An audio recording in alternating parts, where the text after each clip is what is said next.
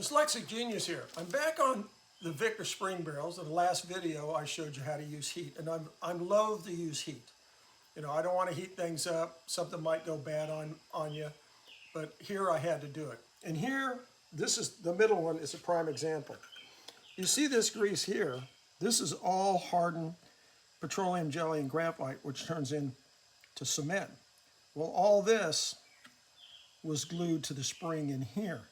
So to get the end plate out, I had to use the heat. Even the illustrious motivator would not knock it loose. And you have to be careful. Make sure you use a mask when you spray the WD-40 on. And when I do it, I let them cool down a little bit so it's still warm to the touch. I wore a glove, and then I knocked it, and it was still tough.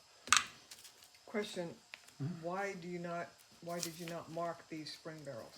This is a 3-spring Victor on a 14. We've done a couple of videos lately on those. And these 3 spring barrels run in tandem. They all run in the same direction. So you don't have to mark them? Don't have to mark them. If you have a dual barrel with 2 springs in it, spring barrel with 2 springs in it, one goes in one way, one goes in the other. You always want to take pictures and write that down. But this is the prime example on this one. You can see where it's shiny, where the heat in the WD-40 worked, but it was still locked down in here. And this stuff just gets so caked on.